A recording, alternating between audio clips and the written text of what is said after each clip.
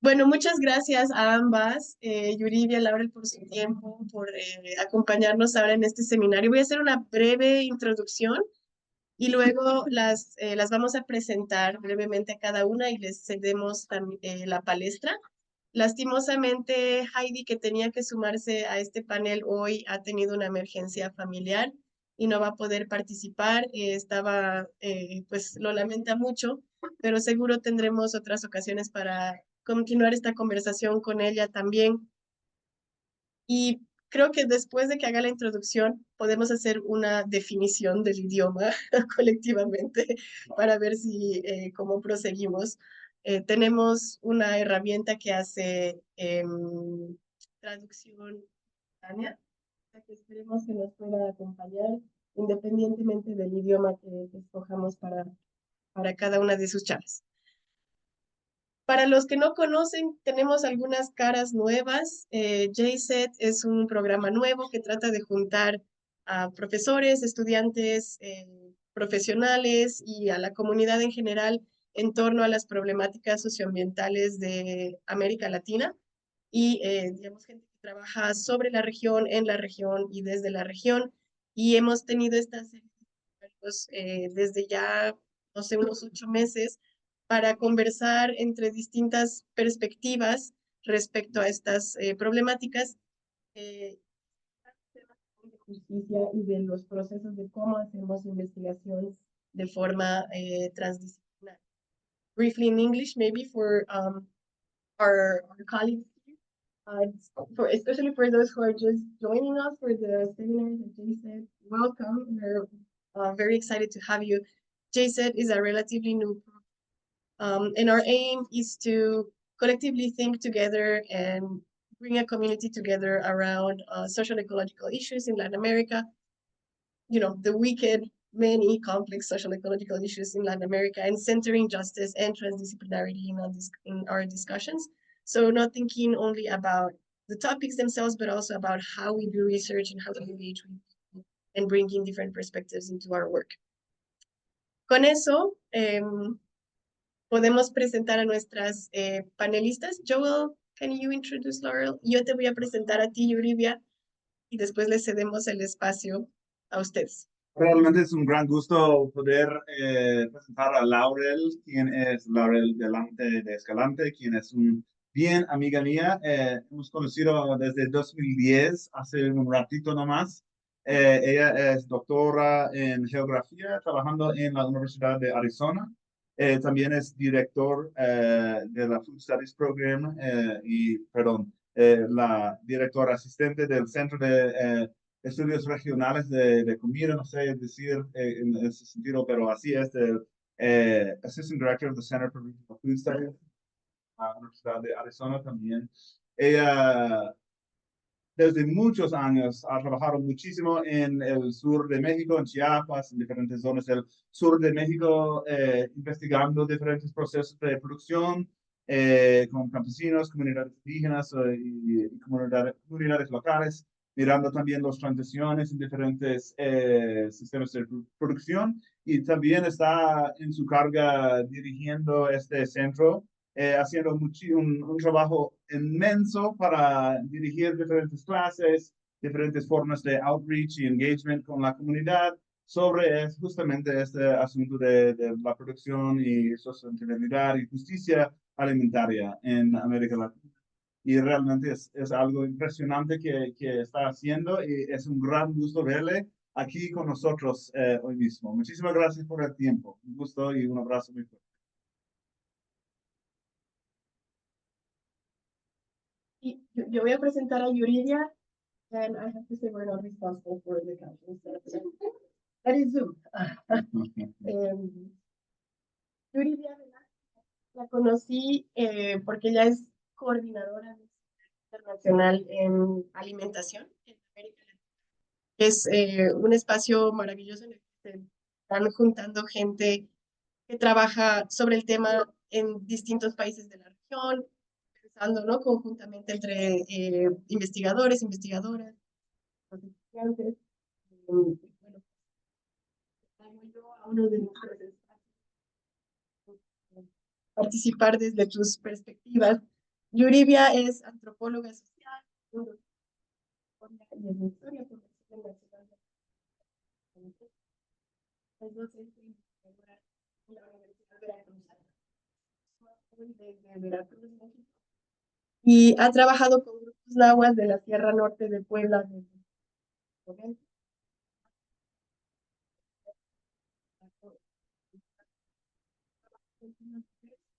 En salud, alimentación, desarrollo.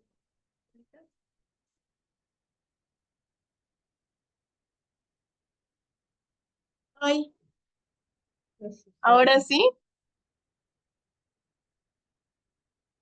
Sí, directo al micrófono es mejor. Okay. Wow. Qué cerca hay que estar. O será mi voz.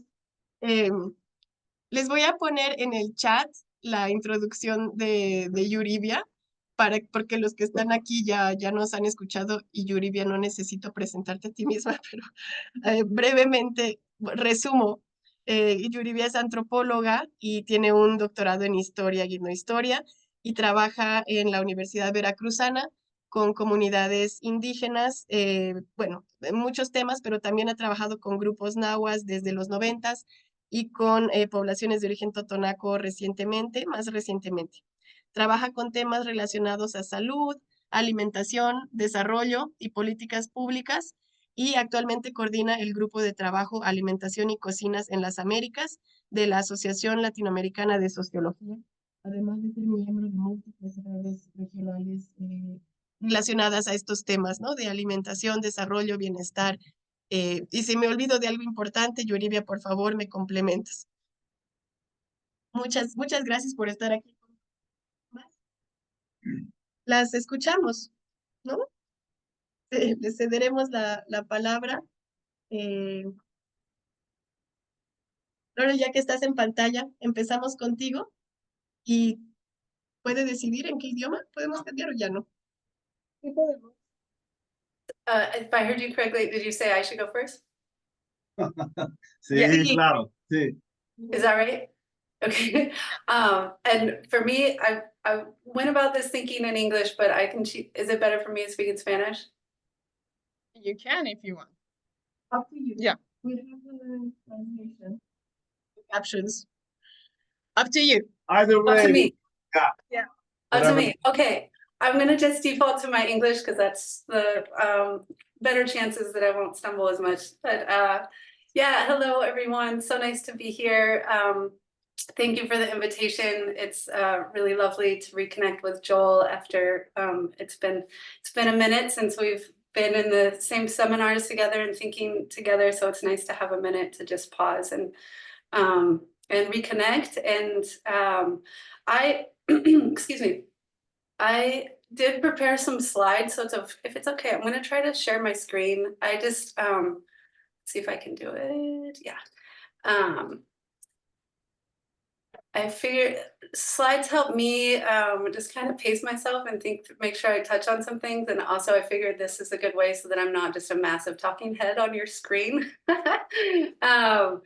So what I thought I would do, I know we want to keep our comments fairly short, but what I thought I'd do is just take you through some images of the research that I've been involved in over the years, and it's projects both in southern Mexico as well as more recent work here in southern Arizona, in the Tucson region, and then I'll finish with just some few thoughts about transdisciplinary research and things that have stood out to me along the way, and then I look forward to the conversation. So, can everyone see my slides? Okay. Yes. Okay. Perfect. Okay, let's see. So a lot of my research, as Joel mentioned, is focused in southern Mexico and Chiapas. And I'm trained as a political ecologist, so I'm constantly thinking about larger political economic contexts and the environment and how all of these ecological and economic and political dynamics influence each other and compound each other. And the state of Chiapas is a really it's a very special place. It has landscapes that are both very high mountain regions as well as lowland, large kind of commercial corn farming region and commercial agriculture. So I've done work in both parts, and one of the schematics that I've used a lot that has been really helpful for me is this concept of double exposure. And I think this group, if I understand correctly, you're thinking through issues about climate change and biodiversity, and that's certainly themes in my work. So drawing from O'Brien and Lachenko, two geographers, came up with this idea of double exposure to really think about the overlapping ways that both kind of economic processes of globalization and neoliberalism, how they compound and intersect with processes of environmental change. So this I just wanted to give as like a way that I often conceptualize my work and the kinds of questions that I ask about things that are happening. So here's some images from the highlands, a lot of milk bus systems and small scale agriculture. I've done a lot of research over the years with the emergence of the local food movement in the highlands of Chiapas. And so this involves really thinking about all the ways that the food and agricultural landscapes are changing through different political and economic processes. And with a lot of transnational marketplaces supermarkets coming through. So Chedraui's and Sam's Club, subsidiaries of Walmart, very much changing the kinds of supply and demand landscapes that small farmers have to navigate.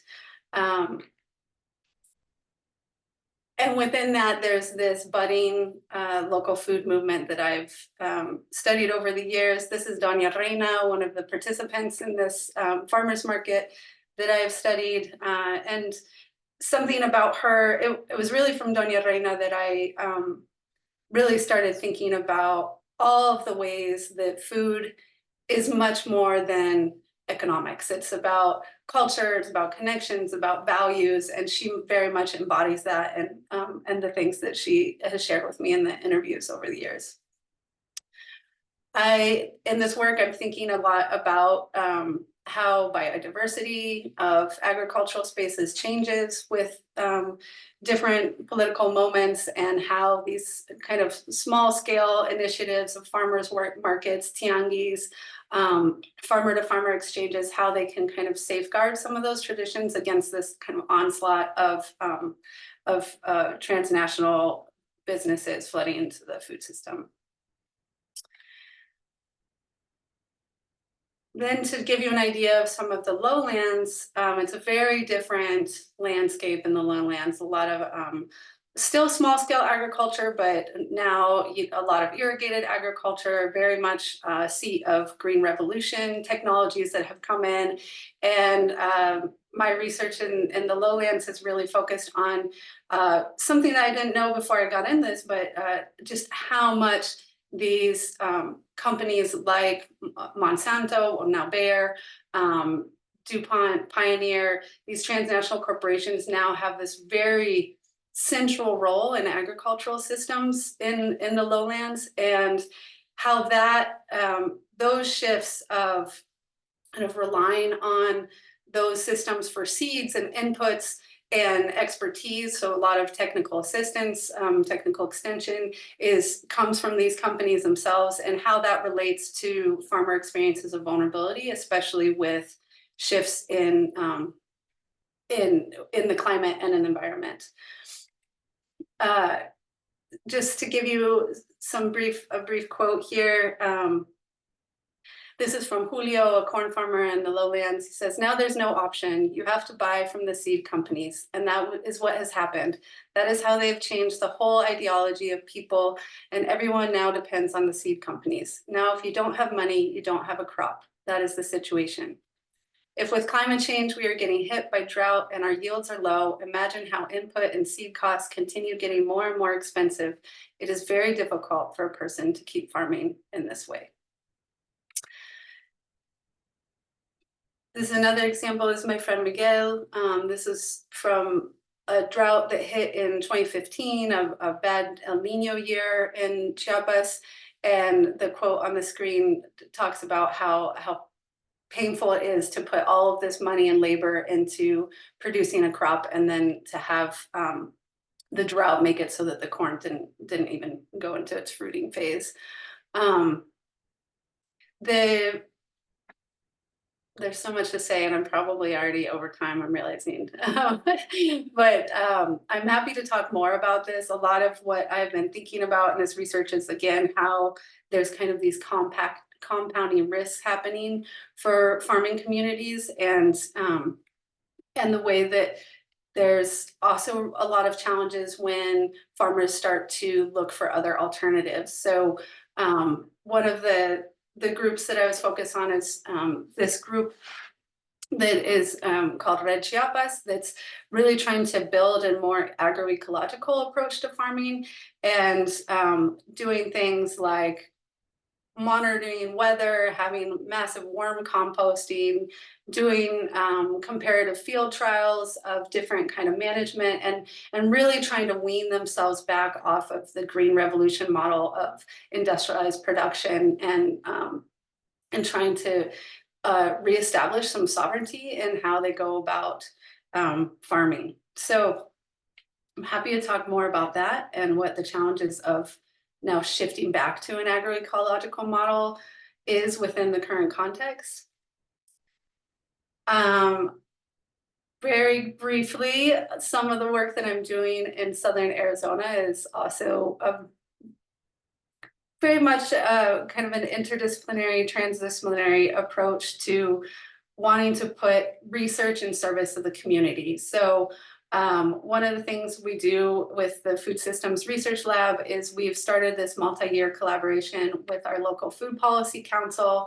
This is our amazing team that we have currently, that we are working on basically reestablishing the Food Policy Council as an active group here in Southern Arizona to be a convener and an advocate for change. And the last project I will mention is we've also been involved in a storytelling project. This has really focused on wanting to disrupt some very dominant narratives about food and food justice here in our region. And so the focus of this project has been really on youth voices and storytelling, and coupling youth with mentors from the community, from different grassroots groups, and facilitating their kind of really honing their own voices in multiple modalities of storytelling to highlight very different ways of thinking about food, knowing food, and what food justice means to different people. So the last thing I will say is that thinking about transdisciplinary research, this is I think really, really powerful work. I love it as a way of multi-directional learning. So really thinking about all of us as teachers and learners, and collaborating in that way of exchange, and seeing really the diversity of all of our experiences as a strength. And then also the importance of establishing communities of practice, because one thing that I've definitely thought about a lot is that meaningful work takes time. Relationships take a lot of investment and time and commitment. And so cultivating those communities of practice where we can all learn together and evolve together has been really important in my work. So I will leave it there. I have a slide of like questions that I think about, and maybe we can come back to that in the Q&A. So I'll stop there. Thank you so much.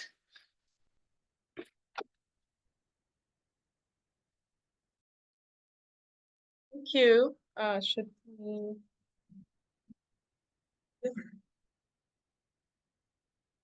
Creo que eso no. Muchas gracias. Muchas gracias, muy interesante. Puedo compartir, ¿verdad? La pantalla.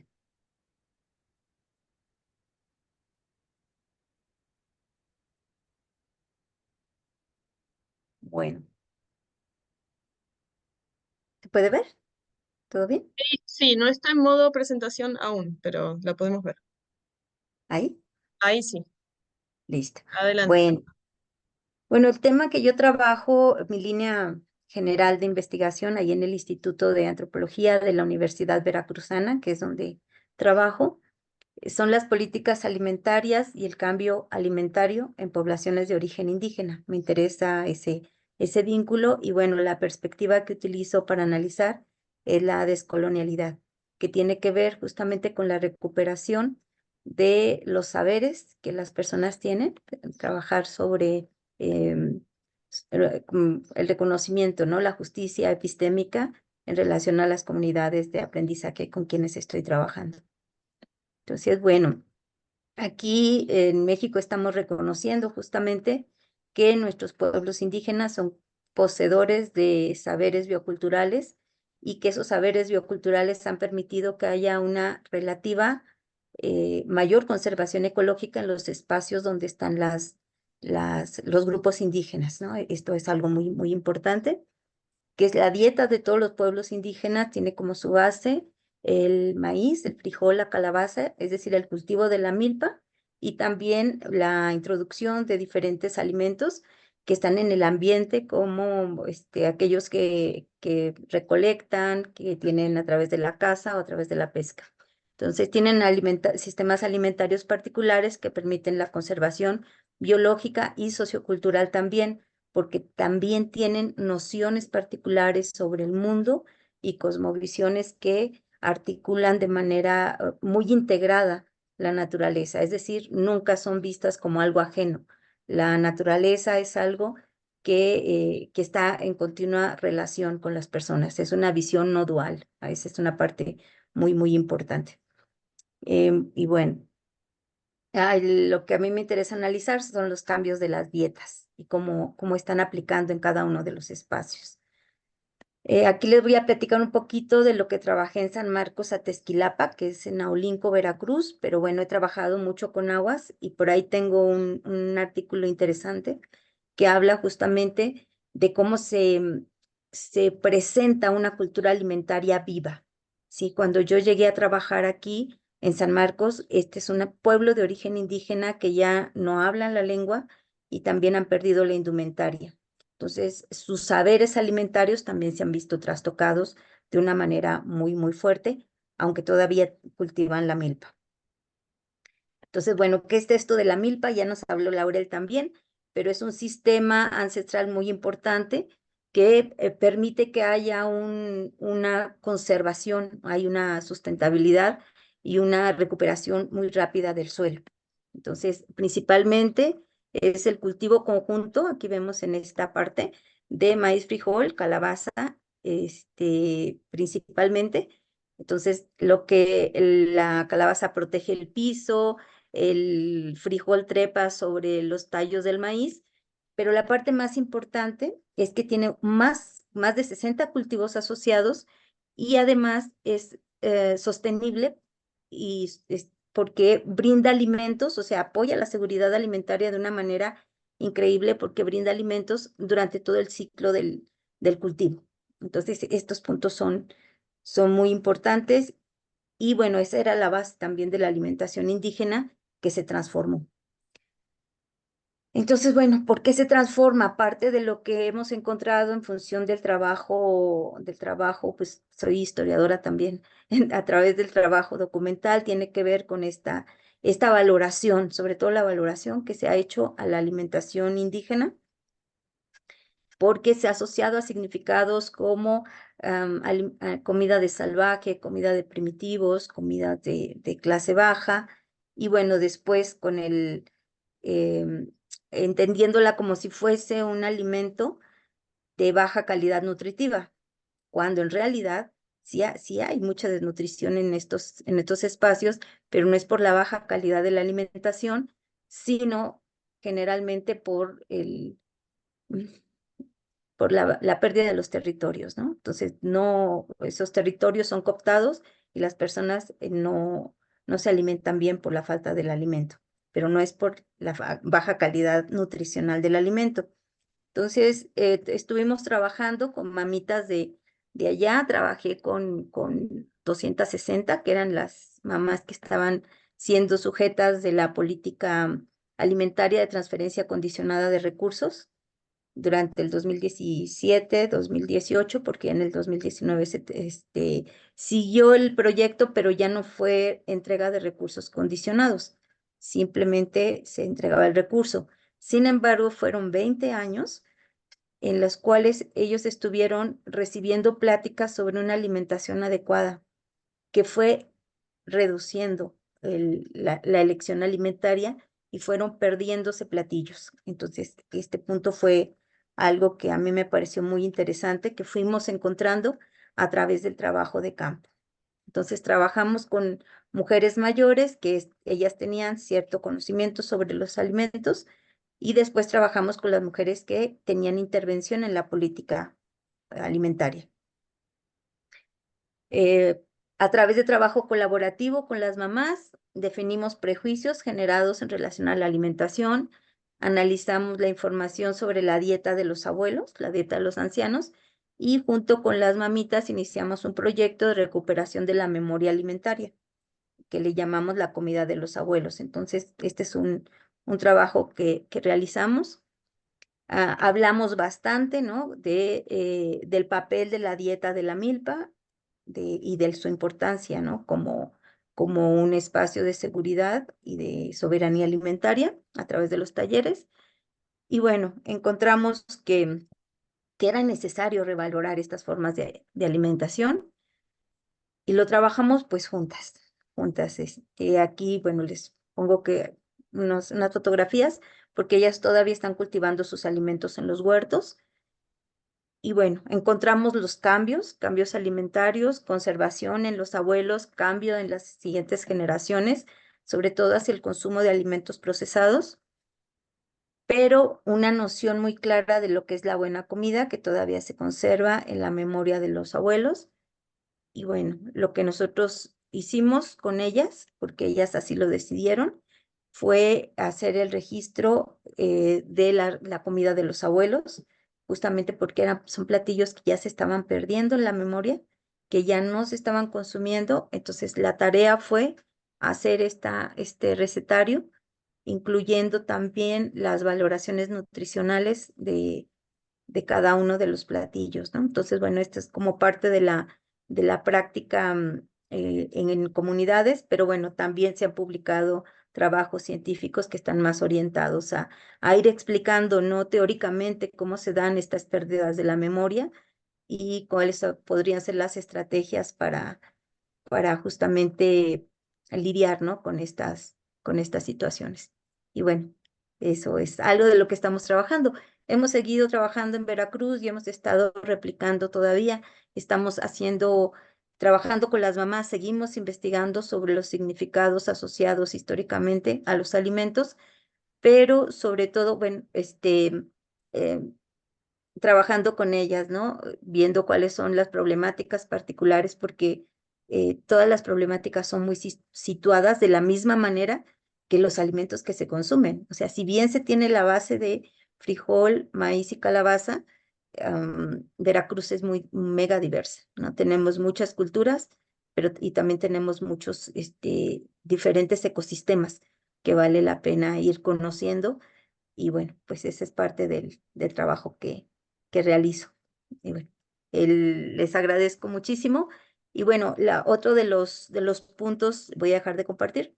No sé si tengo un segundo, nada más les cuento muy rápido, que tiene que ver justamente con el diálogo que estamos haciendo a nivel Latinoamérica sobre los sistemas alimentarios, la alimentación, pero desde perspectivas multi y transdisciplinares, ¿no? Entonces, tenemos como parte del equipo en este grupo de trabajo, están nutriólogos, agroecólogos, tenemos incluso químicos, tenemos nutriólogos y trabajadoras sociales, incluso gastrónomos, ¿no? Entonces, tratamos de aprender desde diferentes perspectivas sobre la problemática alimentaria, porque sabemos que desde una sola perspectiva no vamos a poder analizar y sobre todo proponer soluciones, que es la parte que más nos interesa. Y bueno, les agradezco muchísimo la invitación. Gracias.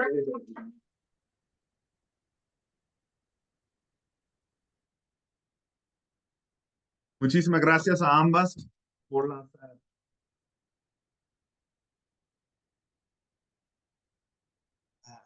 ¿alguien tiene preguntas? Are there any questions? Can I stop them from the back of the room? Or, puede ser que tienes una voz fuerte y bien alta para que- Joel, no te oímos. Ah, You, no. you really have to get real close on whatever that microphone is. Yeah. Okay. Y ahora sí. Journalist is asking if there are any questions. The public here or.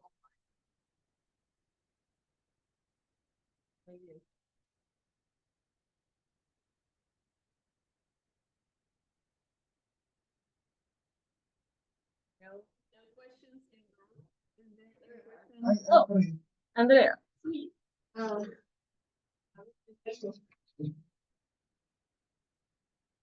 For both of you, in English and then in Spanish. Can you hear me? Yes. Okay. Please, for example, the products into global commodity chains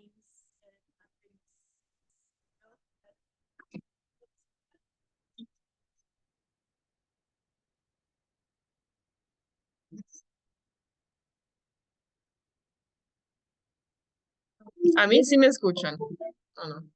Yeah, Okay. maybe you can. Okay, ahora sí. Ahora sí.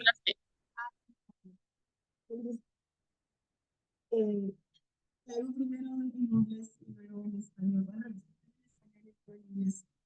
¿Cómo han visto ustedes, por ejemplo, que la tabla de ciertos go right ahead. I want to ask them if they have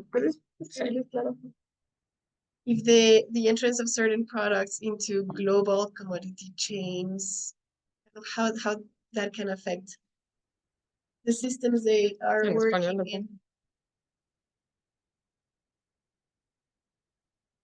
And I'm thinking, for example, of quinoa in Bolivia.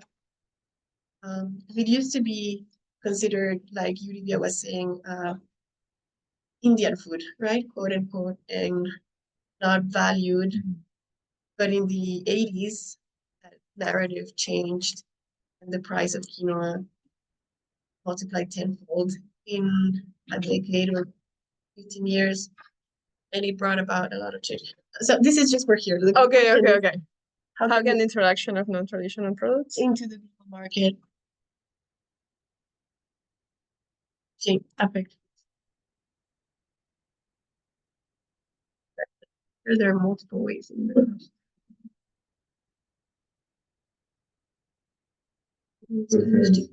Ujú.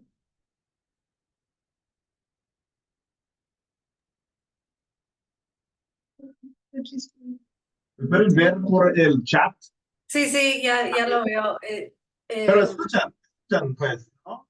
Es bien raro, de repente sí se oye y de repente no. Ah, mira, pero yo sueno Me va de cortando. hablo gritando. Creo que Eso es es el tono de mi voz. parte. Yuridia, ¿quieres contestar primero o? Okay, empieza tú, ¿no? Loren. Okay, all right, I'll go for it. Yes. So a couple of things that come to mind.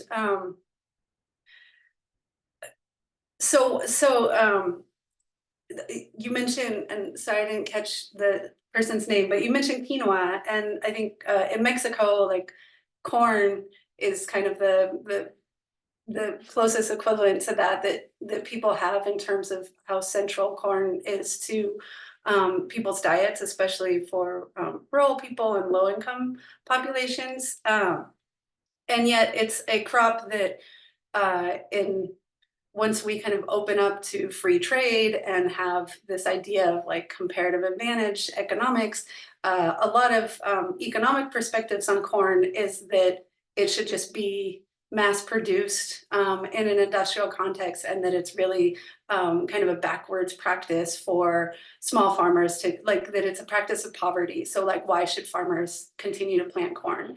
And that's actually is like one of the things that I know is really important to your group, and it's definitely important to me is being aware of the different ways of knowing and the different ways, the different value systems that go with different ways of knowing. And I'll want just to share an example of what I'm talking about is that there is like a real logic that goes much beyond economic logic for why people continue to plant corn. And in one of my interviews with farmers in the lowlands, there had been some effort to encourage farmers to shift to kind of cash crop exports. So watermelon was one of the crops that they suggested farmers should start to plant. And this farmer explained to me that, you know, the first year that I did it, it was great. Like, no, I was the first one to start doing watermelon, and like we sold a bunch and it was great. And then the next year, everyone was planting watermelon, and I had all of the spaces in my house, floor to ceiling, packed with watermelon. And let me just ask you this, how many different ways can you eat watermelon? Right? Like not that many ways you can eat watermelon. Whereas corn has all of these ways that you can eat it. You can dry it, you can store it, you can eat it fresh, you can use it as animal feed. It's this, so that was an example of where, you know, these kind of outside ideas of what the economic model of the compost should be was really mismatched to the needs and practices and really like survival strategies that farmers have in their communities. Se lo paso a Yuridia. Sí, sí, o sea, el maíz, el frijol, la calabaza son alimentos que son parte de una visión del mundo, que esta es la parte, creo, más interesante. Entonces, se reproduce una visión del mundo cuando se están cultivando. Pero bueno, los productos no tradicionales en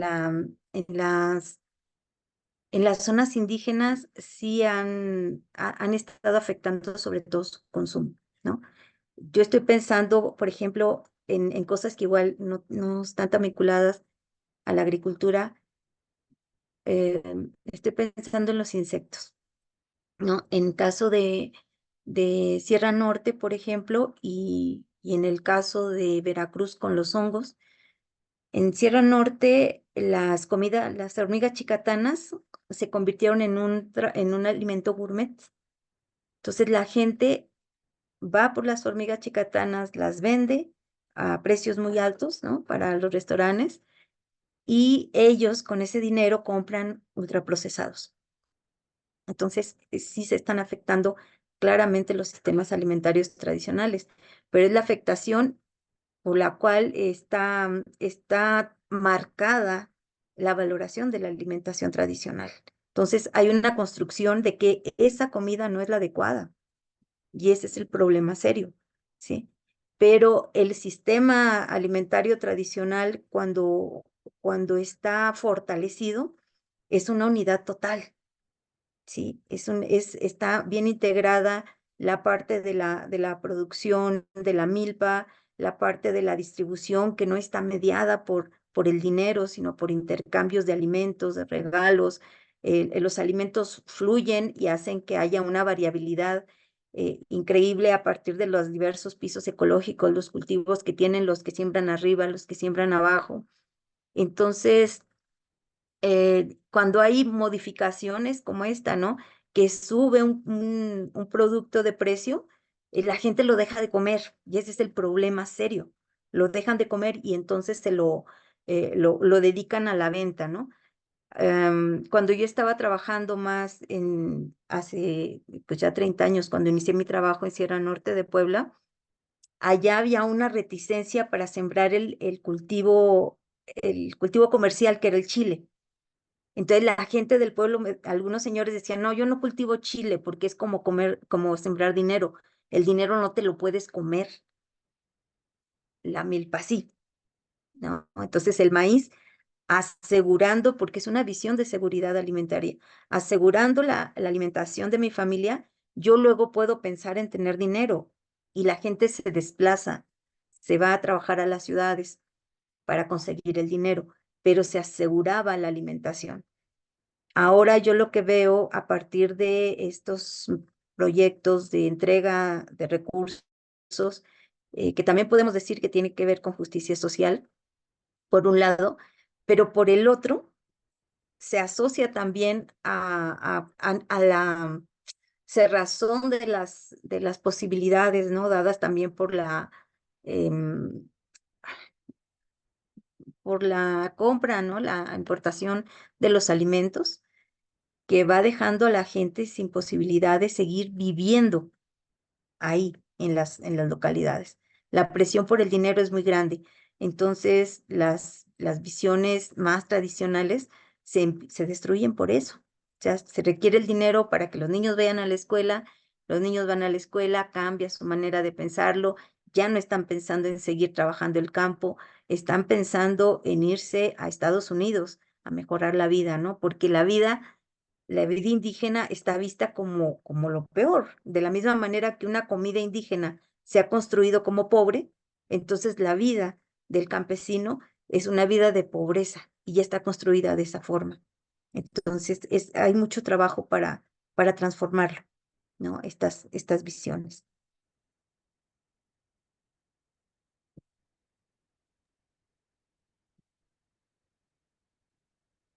¿Y ustedes dos están trabajando?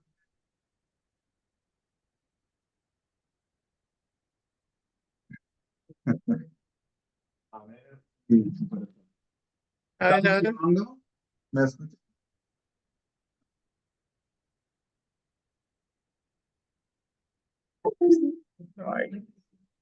Y ahorita,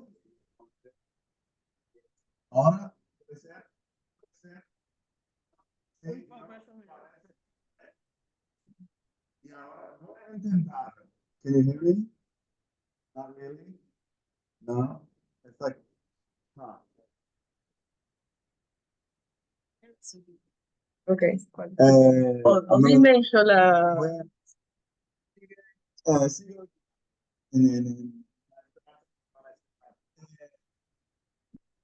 ustedes dos han trabajado en comunidades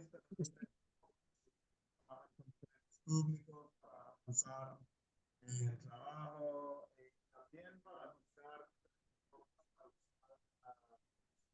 como, no, como una herramienta para fortalecer una especie de ¿no? Entonces, mi pregunta es, ¿qué son los retos más grandes y para este trabajo con comunidades, haciendo esta transición de la ciencia a la acción, para que se tiene sentido para los públicos con quienes se está trabajando? Ok, ¿han escuchado algo? No, pero sí me escuchan a mí. Ok, Sí. bien. Joel, no sé qué pasa.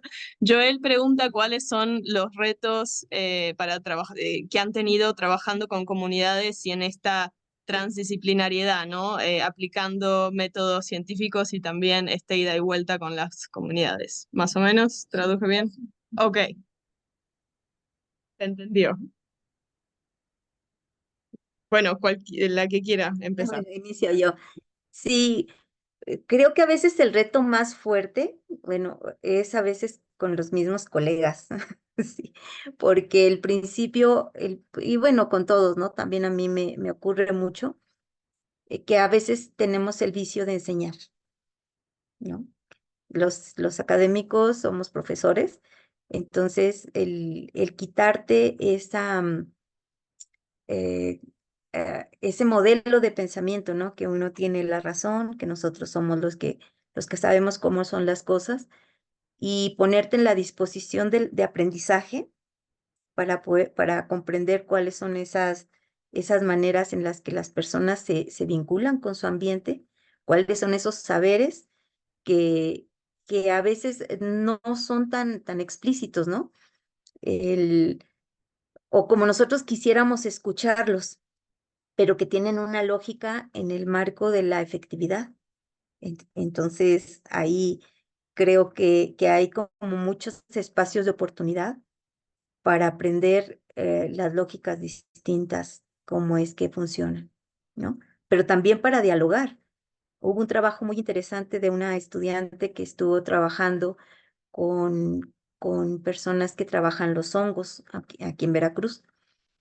Y veía ella que al momento que cortaban los hongos, sacudían la tierra, sacudían y cortaban unos pedacitos, la base del hongo, lo cortaban y lo dejaban y lo volvían a cubrir. Entonces es una práctica de, pues de conservación, ¿no? Para seguir teniendo hongos en esos espacios. Pero también detectamos un problema y era que los compradores querían que los hongos estuvieran cerrados, es decir, que el hongo no completara su ciclo.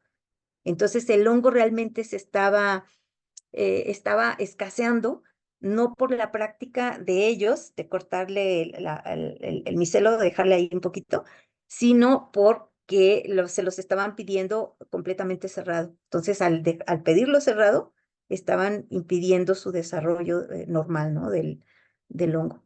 Entonces, bueno, la idea es como complementar, ¿no? Estos conocimientos para, para generar los diálogos. O sea, sí aprendimos nosotros que sí tenían una práctica de conservación, pero también les dijimos, bueno, si les piden los compradores el hongo con esas características, sería bueno que lo cobraran más caro, porque está teniendo una intervención distinta y luego no hacerlo con todos también, ¿no? O sea, dejar otros que sí se desarrollan. Entonces, ahí hay muchas posibilidades de generar diálogos y de aprender, ¿no? Porque también cuando trabajas con mujeres, inmediatamente, bueno, pues también tenemos perspectivas, ¿no? De género que se tienen que incluir. Entonces, pero un género que es además construido de manera distinta, que no es el que vivimos las académicas, ¿no? Sino que es el que ellas viven en sus situaciones particulares y que también tenemos que ser respetuosos, ¿no? De sus propios modelos de relación y de aprendizaje también, ¿no? Para ir viendo cuáles son las normativas que ellas utilizan para irse construyendo como mujeres y construyendo sus relaciones y transformarlas a su propio ritmo. Entonces, bueno, creo que hay muchos elementos de metodología que nos ayudan a pensar y a repensar. O sea, las metodologías no son recetas, creo que es algo que todos tenemos claros y que tenemos que ir construyendo y aprendiendo porque cada trabajo es muy situado, muy situado. Entonces, por ejemplo, a mí me funcionó bastante bien hasta ahora, ¿no? Lo que es la investigación, acción participativa, me ha funcionado, pero también porque creo que no es un discurso, o sea, lo que señala Laurel, o sea, realmente cuando las relaciones se vuelven más profundas y cuando realmente nos abrimos al diálogo y a generar los proyectos en colaboración, o sea, ¿qué queremos hacer? O sea, ya tenemos este conocimiento, ¿qué vamos a hacer con él? ¿Qué propone, no? Entonces, desde el planteo mismo del el proyecto en colaboración, desde ahí, o sea, no podemos llegar a imponer, sino que tiene que surgir en acuerdo con ellas mismas, ¿no? Que ellas se comprometan, porque de otra forma los proyectos se terminan cuando sale el antropólogo, ¿no? Y la idea es que sea retomada porque ellas están conscientes que es importante para ellas, ¿sí? Para conservar su identidad, para conservar sus saberes, para continuar con una soberanía y una seguridad alimentaria. Gracias. Sí, muy buenos consejos ahí. I think for me, what I'm really sensitive to is research as being this very potentially extractive process. And it can take a long time, there can be a real mismatch between what we're driven to do for academic careers and for the production of knowledge and exchange on kind of these big scales in the classroom or, internationally versus the kind of daily needs and realities of people living in El Campo.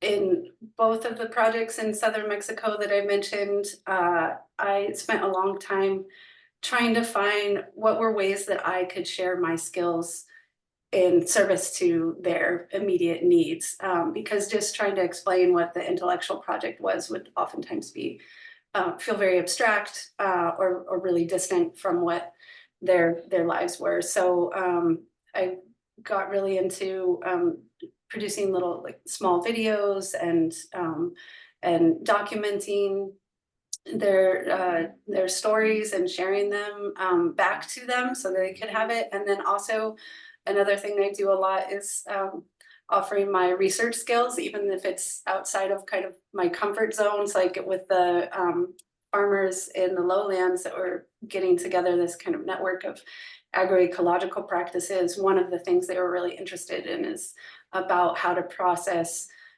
corn into silage for cattle feed as more nutritious cattle feed. And so I did a bunch of research of just all about silage and nutrition of cattle, something I would never otherwise have done, right?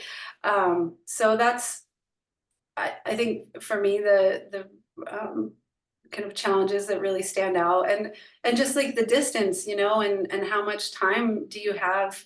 I have 2 young kiddos now and traveling internationally to do research and kind of have these longer partnerships. It's not really as accessible for me right now. So that's why I've really shifted to kind of working in my own backyard here in Tucson, really with the commitment to building those relationships and having those ongoing dialogues to make sure that what the research questions that we're asking, that they're aligning with the needs of the community. And even in that, I'm still trying to figure out how to translate our food policy research into actual academic publications, because so much of the work itself, it really kind of gets far afield from any of that. Cierto. Cierto, Laurel, eso sucede cuando trabajamos campo. Luego es complicado pasarlo a términos académicos. Una pregunta. Ahí va. Bueno, yo he tenido experiencias trabajando con comunidades Wichí en Chaco, comunidades indígenas. Y ¿me escuchas, Laurel? Ok. Cuando te acercas más se oye. Me acerco más. Ok. Ah, Exactamente aquí. Ok. Lo que sucede con comunidades Wichí en el Chaco es que, por un lado, están, bueno, siendo acorraladas, ¿no? Entonces, muchos de los recursos con los que ellos contaban de la casa, plantas, etcétera, cada vez menos. Y a la vez vienen de alguna manera afectados o influenciados por asistencia social que les han llevado otros alimentos con los que ellos no están acostumbrados, harina, azúcar, demás. Y lo que sucede hace muchos años, además por su cultura y por la crianza de los niños, que básicamente se crían en comunidad, libres, y no hay mucha influencia de los padres en qué comen, niños muriendo no necesariamente porque no tengan alimentos, sino porque comen, ahora tienen acceso a los comen eso calidad y ya, y es como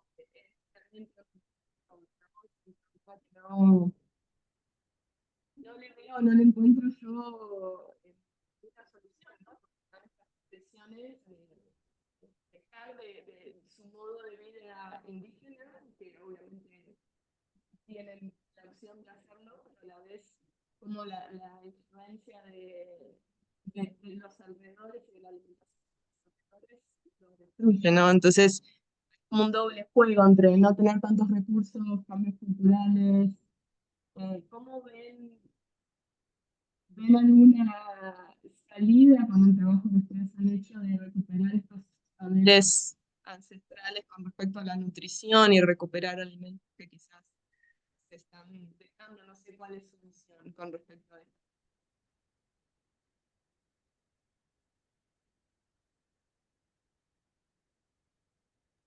Solo entendí como las pocas palabras por aquí y por ahí. Yuridia, ¿entendiste la pregunta? No, no, es que el problema es como que se va y viene el sonido, entonces se escucha una palabra, 3, 4 no y otra sí, entonces, ¿cuál sería la pregunta clara? Algo acerca de la juventud y las tradiciones No, alimentarias. como el problema de que no es solo la alimentación o perder los alimentos tradicionales y los conocimientos tradicionales sobre nutrición, sino la presión externa y la pérdida de territorio donde se consiguen esos alimentos tradicionales. Entonces, es esa lucha entre cultura y territorio que cada vez es menor, Sí. que cada vez son más escasos. Sí, mira, en el caso en donde yo estoy trabajando, primero donde trabajé en Sierra Norte de Puebla, ellos tenían una claridad que a mí me impresionaba, ¿no? Ellos decían que de entrada la, la, la tierra no se reproduce, que ese era un principio. Dice, no todos nuestros hijos van a ser campesinos. Muchos de ellos van a salir, van a buscar su vida porque es lo que les interesa, ¿sí? Pero quienes elijan quedarse en el campo es porque aprendieron a amar la tierra. O sea, no es un trabajo para todos. Eso es algo que a mí me impresionó, ¿no? Porque yo tenía la idea siempre de que es el hambre la que expulsa. Y ellos decían, no, así es la vida. No. Hay quienes les va a gustar este trabajo, hay quienes no les va a gustar. Y el problema es que la visión de la modernidad desvaloriza el, el ser campesino, ¿no? Entonces, todo está formado para que estudies y para que te integres como desempleado a un trabajo laboral que no quiere más profesionistas, ¿sí? Entonces, tiene que haber ahí una modificación muy fuerte y que tiene que incentivar de otra forma. Entonces, pero se tiene que trabajar, yo pienso, a nivel de valores, porque es a nivel de valores y de significados donde se está destruyendo la forma de vida campesina. Entonces, hay áreas de oportunidad bien importantes, ¿no? Sobre todo para los jóvenes, porque también la falta de arraigo, porque se les construye a los jóvenes como si fuesen mestizos, pero es un problema a nivel todo México, porque así se creó la identidad del mexicano. Entonces, creo que algo de arraigo a la tierra tiene que quedarse fortaleciendo lo que ellos son, ¿no? Entonces, hay toda una matriz cultural muy interesante, muy bonita, que todavía está arraigada al ciclo agrícola y al marco ritual. Entonces, creo que hay cosas que se pueden fortalecer y fortaleciendo la identidad. Por ese lado, creo que ahí habría alguna oportunidad de freno, porque ellos sobrevivieron 500 años, ¿no? Entonces tienen una resistencia cultural increíble. Sin embargo, estos últimos 20 años, yo así lo considero porque por la experiencia que he tenido desde ya de más de 30 años, ¿no? Trabajando esto, creo que los últimos 20 años han sido muy fuertes a partir de estas políticas que son integrales de atención a la pobreza, ¿no? Yo lo pongo entre comillas porque las personas indígenas han sido construidas como pobres, ¿no? Como si fueran realmente carentes de conocimientos, carentes de relaciones sociales, carentes de todo, ¿sí? Entonces, en territorios pequeños ellos pueden reconstruirse.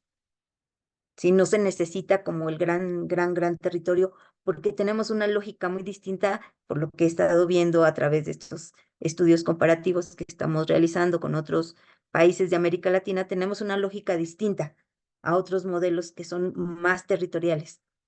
En México se pueden incluso reproducir modelos indígenas en contextos urbanos, que eso es fascinante, ¿no? No, o sea, no sé si igual Laurel puede encontrar por ahí, ¿no? Que se van a las ciudades y construyen su casa y ahí dentro de la casa empiezan a cultivar, a tener pollos, etcétera. ¿No? Entonces, son modelos muy, muy particulares.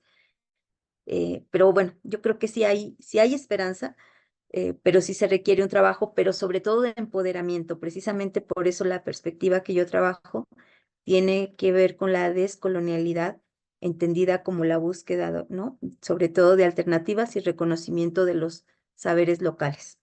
Entonces, bueno, yo creo que ahí hay algo para trabajar. Sí, ¿Cómo no, ves, Laurel? completamente de acuerdo contigo, Lluvia.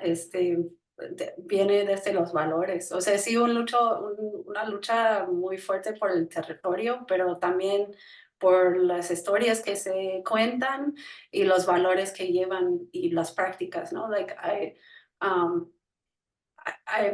The groups that I've seen that are the strongest are, oh, sorry, I'm changing my language too much. It's like telling me to pick a language.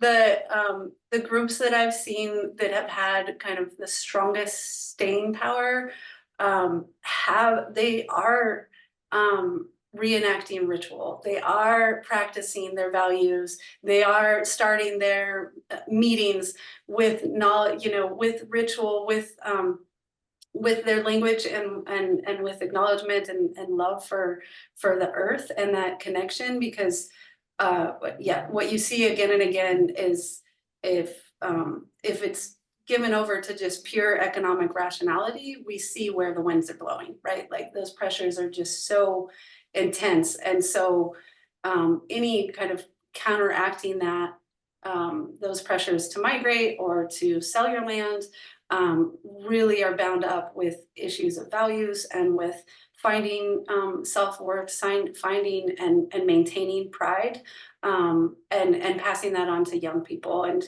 I mean, Mexico has incredible history of actually educating in a way that has had, I mean, everything from the Mexico Revolution, there has been such a fierce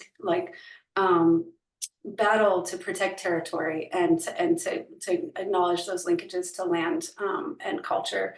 And I think there is a lot of that has disappeared, but a lot of it that is still happening in little pockets, and that really needs to kind of be amplified. And that's where I come back and again to the importance of stories and like to circulating stories in all the ways that we can as a way to kind of bolster those pockets that exist, because there are a lot of narratives that will, push young people to leave El Campo and to lose a lot of these practices.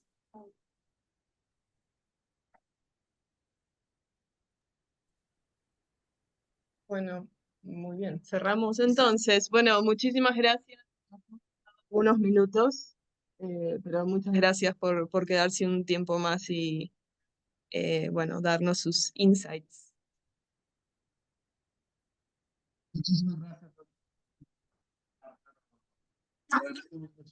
Gracias a ustedes por la invitación. Lo que necesiten siempre, y bueno, les platico por si les interesa, que viene la siguiente reunión de la Asociación Latinoamericana de Sociología, va a ser en República Dominicana. Entonces, igual, y si quieren ahí generar un espacio para compartir, va a ser para el mes de noviembre, los primeros, creo que el 3 de noviembre, de 3 al 8. Igual, si quieren seguir dialogando, ahí están los espacios. Y bueno, Sí, muchísimas gracias. Gracias por la invitación también. Hasta luego. Mucho gusto a todos. Ahí está mi correo. Si gustan, por favor, háblanme. Yo siempre estoy aquí. Ya. Gracias, hasta luego. Adiós, que estén bien.